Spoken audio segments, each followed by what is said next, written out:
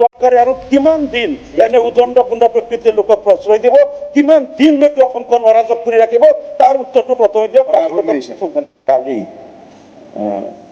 অসমীয়া প্ৰতিদিন কাকতত প্ৰকাশিত শিৱসাগৰত মাজনিশাত ভয়ংকৰ কাণ্ড, অস্ত্ৰসজ্জিত ১৭-১৮জনীয়া দুৰ্বৃত্তৰ দলৰ তাণ্ডৱ, কৰ্লেঙৰ কামত নিয়োজিত শ্ৰমিকক আক্ৰমণ শীৰ্ষক বাতৰিটোৰ প্ৰতি আপোনাৰ জৰিয়তে মই চৰকাৰৰ দৃষ্টি আকৰ্ষণ কৰিব বিচাৰিছোঁ। আৰু এই বাতৰিটোত এটা ভয়ংকৰ তথ্য প্ৰকাশ পাইছে। ইয়াতে শিৱসাগৰৰ পৰা ডিমৌলৈ যিটো ৩৭ নং ৰাষ্ট্ৰীয় ঘাইপথৰ কাম চলি আছে, আৰু ইয়াত ১৮ কিলোমিটাৰ ৰাস্তাৰ কাম পূৰ্ণগতিত চলি আছে। আৰু ইয়াত যিসকল শ্ৰমিকে ৰাস্তাত কাম কৰি আছে তেওঁলোকে তাত অস্থায়ী শিবিৰ বনাই শিবিৰত থাকি কাম কৰে। আৰু বাতৰিত উল্লেখ কৰা মতে যোৱা ২ মাহত এই শ্ৰমিকসকলক বাৰে বাৰে কিছু গুণ্ডা প্ৰকৃতিৰ উদণ্ড যুৱকে আহি পেলাই ভাবুকি দিছিল। বিভিন্ন সময়ত তেওঁলোকক আক্ৰমণ কৰে, শিবিৰত আহি গালি গালাজ কৰে, বিভিন্ন ধৰণে অপদস্থ কৰে। এই কথাবিলাক তেওঁলোকে কণ্ট্ৰেক্টৰক জনাই আছিল, আৰু তেওঁলোকেও জানে।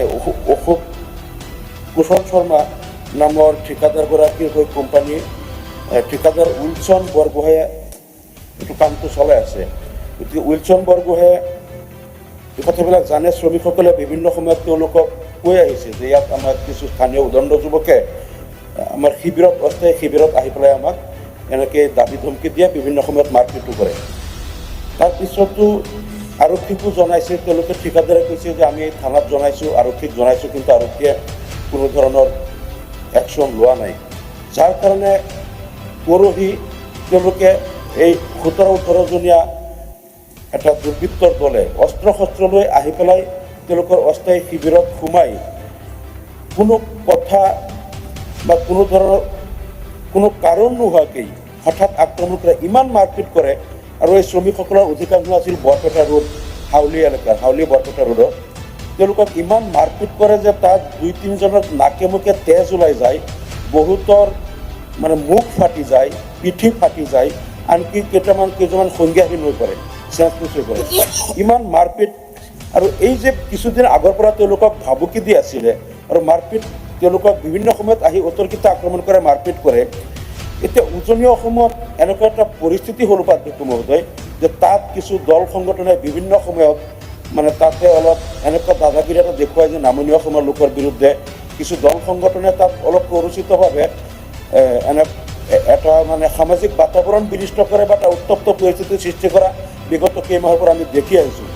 এতিয়া যদি এই যিসকল ঠিকাদাৰে এই শ্ৰমিকসকলক নি তাত কাম কৰাই আছে, শিৱসাগৰৰ পৰা ডিমৌ এটা বহুত গুৰুত্বপূৰ্ণ ৰাস্তা, ৰাষ্ট্ৰীয় ঘাইপথৰ কাম কৰি আছে, আৰু সেই শ্ৰমিকসকলক যদি নিৰাপত্তা দিব নোৱাৰে, তাত যি মানে কণ্ট্ৰেক্টৰ তেওঁলোকেও যদি আৰক্ষীক কোৱাৰ পিছতো তেওঁলোক নিৰাপত্তা পোৱা নাই, তেনেহ'লে শ্ৰমিকসকলৰ যদি তাত এইটো নিৰাপত্তা নাই, তেনেহ'লে আনকি বাতৰিত এইটোও কোৱা হৈছে যে ৰাস্তাৰ কামটোৱেই বন্ধ হৈ যাব পাৰে, কাৰণ তাত কোনো শ্ৰমিকে কামেই নকৰিব। গতিকে ইমান ডাঙৰ এটা কাম, আৰু যদি ৰাষ্ট্ৰীয় ঘাইপথৰ নিচিনা কামত যদি শ্ৰমিকৰ নিৰাপত্তা দিয়া নহয়, এই ক্ষেত্ৰত আমি দেখিছোঁ যে যিবিলাক উচ্ছৃংখল দল সংগঠনে তাত নামনি অসমৰ লোকৰ প্ৰতি বিক্ষুব্ধ কৰে বা নামনি অসমৰ লোকৰ বিৰুদ্ধে তাত এটা জনমত সৃষ্টি কৰে, বিভিন্ন সময়ত আমি দেখিছোঁ যে এই কথাবিলাক সংবাদ মাধ্যমতো প্ৰকাশ পায়। কিন্তু আজিলৈকে চৰকাৰে সেই তেনে কোনো উদণ্ড যুৱক বা উদণ্ড দল সংগঠনৰ নেতৃত্বক আজিলৈকে কিন্তু চৰকাৰে গ্ৰেপ্তাৰো কৰা নাই, তেওঁলোকক সকিয়নিও দিয়া নাই। আনকি কেইমাহমান পূৰ্বে ময়ূৰ বৰগোহাঁই নে বুঢ়াগোহাঁই, তেওঁ এনেকৈ ১.৫ বছৰ কাম কৰাই নামনি অসমৰ কিছু শ্ৰমিকক তাত ১৫-১৬ লাখ টকা তেওঁলোকক দিব লগা আছিল।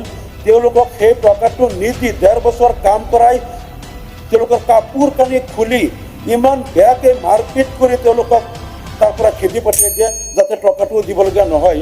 আৰু সেই শ্ৰমিকসকল যেতিয়া আহিল, তেওঁলোকে বিভিন্ন তাততো থানাত কেছেই দিব পৰা নাই, প্ৰাণ ৰক্ষা কৰি কোনোমতে আহি পেলাই বৰপেটাত এটা থানাত গোচৰ ৰুজু কৰিছে। আজিলৈকে ময়ূৰ বৰগোহাঁইৰ নিচিনা নেতাক কিন্তু গ্ৰেপ্তাৰ কৰা নাই, চৰকাৰে তেওঁলোকক বাৰে বাৰে প্ৰশ্ৰয় দি আছে। যদি তেতিয়াই ময়ূৰ বৰগোহাঁইৰ নিচিনা এনে উদণ্ড দাদা যিসকল আছে গুণ্ডা, তেওঁক যদি গ্ৰেপ্তাৰ কৰিলেহেঁতেন, চৰকাৰে একশ্যন ল'লেহেঁতেন, আজি পুনৰ এই ৰাষ্ট্ৰীয় ঘাইপথত এনেকৈ কাম কৰি থকা শ্ৰমিকক এনেকৈ বাৰে বাৰে আক্ৰমণ কৰাৰ নিচিনা উদণ্ড যুৱক তাত সাহস নাপালেহেঁতেন।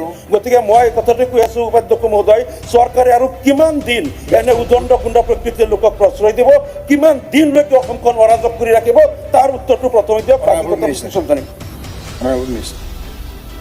উপাধ্যক্ষ মহোদয়, আমাৰ আমিনুল ইছলাম ডাঙৰীয়া জ্যেষ্ঠ তেখেতে যিটো বিষয় ইয়াত উত্থাপন কৰিছে, মাননীয় মুখ্যমন্ত্ৰীৰ হৈ মই কথাখিনি জনাইছোঁ।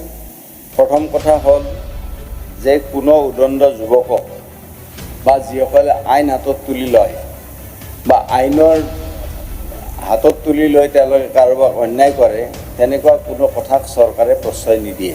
আৰু আপুনি সেইটো কথা আশ্বস্ত হ'ব পাৰে, সেইটো কথাত এই বৰ্তমান আমাৰ মাননীয় মুখ্যমন্ত্ৰী ডক্টৰ হিমন্ত বিশ্ব শৰ্মা ডাঙৰীয়াই এই ক্ষেত্ৰত তেওঁৰ ষ্ট্ৰিক্ট ইনষ্ট্ৰাকশ্যন আছে পুলিচলৈকে, এডমিনিষ্ট্ৰেশ্যনলৈকে, যে তেনেকুৱা ধৰণৰ কোনো উদণ্ড যুৱক বা তেনেকুৱা ধৰণৰ আইন হাতত তুলি লোৱা কোনো ব্যক্তিক কেতিয়াও কোনো কাৰণত প্ৰশ্ৰয় দিয়া নহয়। আৰু আপোনাসকলে জানে যে আজি মুখ্যমন্ত্ৰী ডাঙৰীয়াৰ বিভিন্ন বক্তব্যত আপোনালোকে দেখিছে যে এটা আন্দোলন বৰ্জিত পৰিৱেশ অসমত হ'ব লাগে, যাৰ কাৰণে সেই পৰিৱেশটো আজি গঢ়ি উঠিছে আৰু গঢ়ি উঠাৰ পিছত এডভান্টেজ আছাম আজি সফল ৰূপত ৰূপায়িত হৈছে। গতিকে মুখ্যমন্ত্ৰী ডাঙৰীয়াই সদায় তেওঁৰ বক্তব্যত এইটো কথা সদায় কয়, প্ৰত্যেক ঠাইতে কয়, যি নহওক। গতিকে আপুনি যিটো ঘটনাৰ কথা কৈছে, ঘটনাটোৰ বিৱৰণটো পুলিচৰ পৰা এনেধৰণে পোৱা গৈছে, শিৱসাগৰ পুলিচৰ পৰা আৰু গৃহ বিভাগৰ পৰা, যে যোৱা 10 মাৰ্চ তাৰিখ 2025 অসমীয়া প্ৰতিদিন কাকতত শিৱসাগৰত মাজনিশা ভয়ংকৰ কাণ্ড, অস্ত্ৰসজ্জিত 17-18 জনীয়া দুৰ্বৃত্তৰ দলে তাণ্ডৱ, 4 লেনৰ কামত নিয়োজিত শ্ৰমিকক আক্ৰমণ শিৰোনামাৰ বাতৰি সম্পৰ্কত আমাৰ চৰকাৰৰ দৃষ্টিগোচৰ হৈছে। গতিকে এই সন্দৰ্ভত আৰক্ষী অধীক্ষক শিৱসাগৰৰ পৰা পোৱা স্মাৰক মানে নম্বৰ SBR/V/2025/AQ/611 তাৰিখ 10/3/2025 দাখিল কৰা মৰ্মে ঘটনাৰ সংক্ষিপ্ত বিৱৰণ তলত উল্লেখ কৰিলোঁ। 8/3/2025 তাৰিখে নিশা প্ৰায় 10:45 বজাত শিৱসাগৰ আৰক্ষী থানাত এটি তথ্য লাভ কৰা হয় যে শিৱসাগৰ জিলাৰ বীৰ লাচিত মহাবিদ্যালয়ৰ ওচৰত থকা এটা ৰাষ্ট্ৰীয় ঘাইপথ নিৰ্মাণৰ শ্ৰমিক শিবিৰত শাৰীৰিক আক্ৰমণৰ ঘটনা সংঘটিত হৈছে। তথ্য লাভ কৰাৰ লগে লগে আৰক্ষীৰ দল ঘটনাস্থলীত উপস্থিত হয়।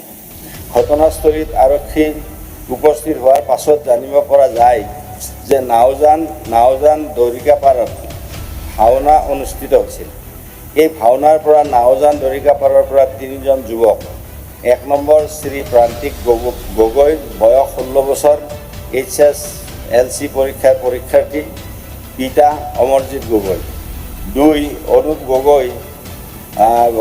অনুপ গগৈ মানে বৰফে কালিয়া, বয়স 17 বছৰ, পিতা স্বৰ্গীয় ভোমেশ্বৰ গগৈ।